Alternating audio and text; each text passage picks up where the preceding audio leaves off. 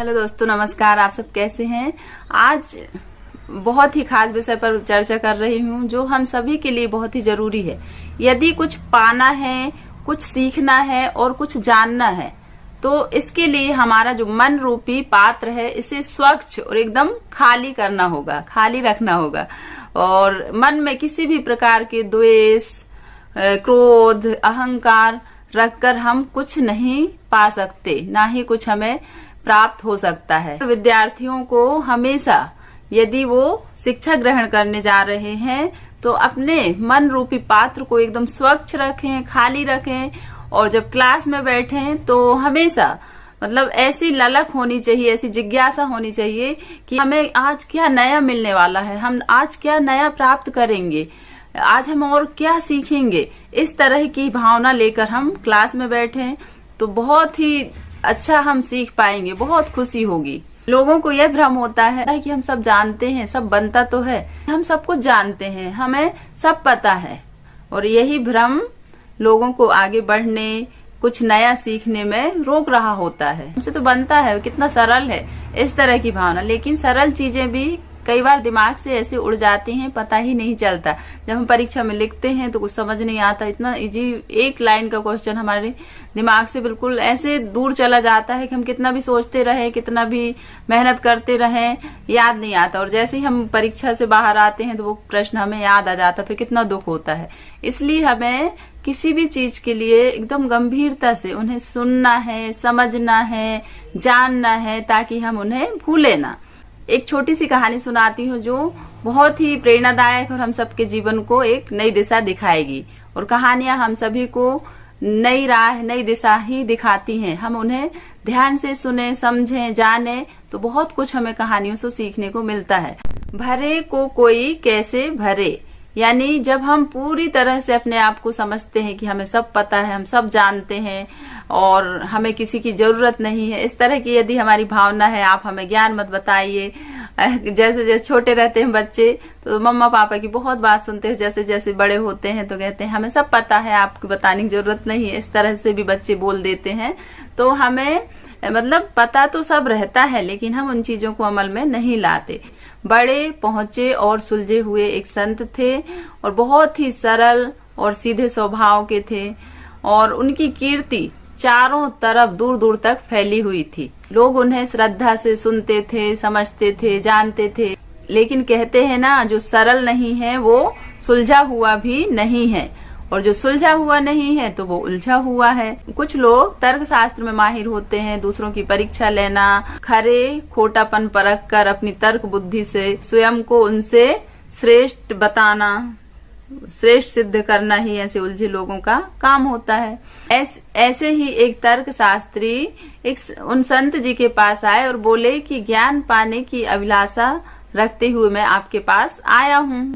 और संत जी ने दिव्य दृष्टि से भीतर बाहर सब कुछ देख लिया और सब कुछ समझ लिया और कहा कि ज्ञान पाना चाहते हो? सज्जन ने कहा, जी हाँ, वैसे तो मुझे पूरी दुनिया का ज्ञान है, पर मैं यह जानना चाहता हूँ कि आपके पास क्या है जो मुझे नहीं मालूम, और जो मुझे नहीं मालूम वही मैं लेने आया हूँ। ठीक है, ज्ञान पाना चाहते हो तो क्या पात्र लेकर आए हो? संत जी ने सज्जन से पूछा।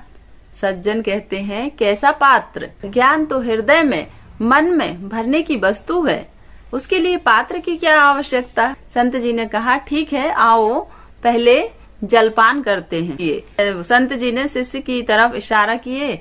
शिष्य 2 गिलास और 1 जग शरबत भरा हुआ लेकर आ गया। और जो गिलास वो लाया उसमें पहले से 1 गिलास भरा हुआ था और उसमें भी गंदा सा पानी भरा हुआ था।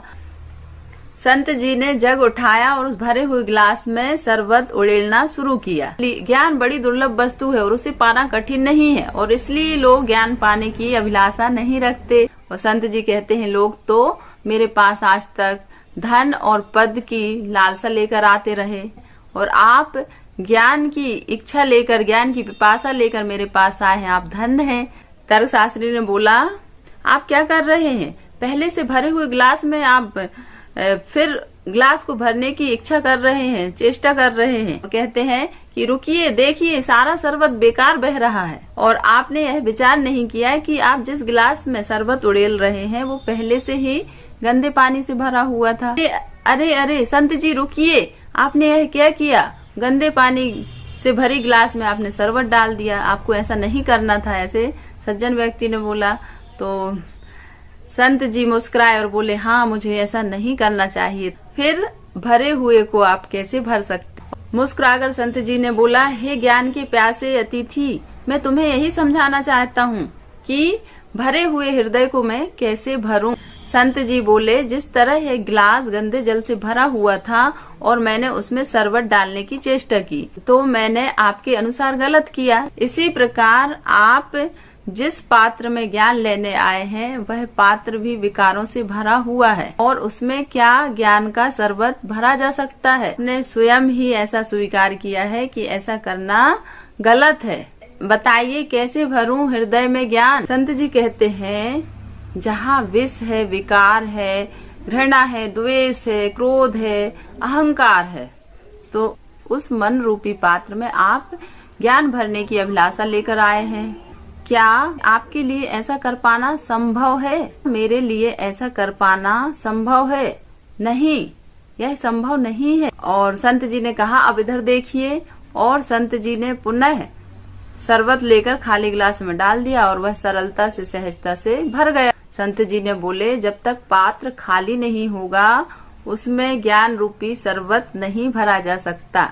और अब तुम ही बताओ कि भरे को कैसे भरा जा सकता है। सज्जन व्यक्ति जो संत जी को नीचा दिखाने की लालसा से उनके पास आया था, उनका सर झुक गया। इस कहानी से हमें यही सीख मिलती है कि जो लोग सोचते हैं कि हम सब कुछ जानते हैं, वो नया सीखने, नया जानने से वंचित रह जाते हैं। यदि कुछ पाना है, कुछ सीखना है, कुछ नया जानना है, तो पहले अपने मन रूपी पात्र को स्वच्छ करें, खाली करें।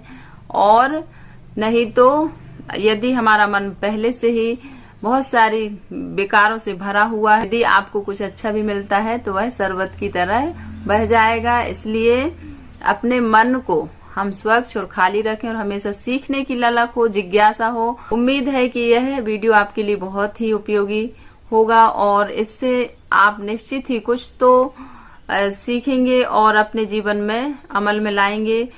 कमेंट करके जरूर बताइए कि यह आपके लिए कितना उपयोगी रहा। Thank you so much. Take care. Bye bye.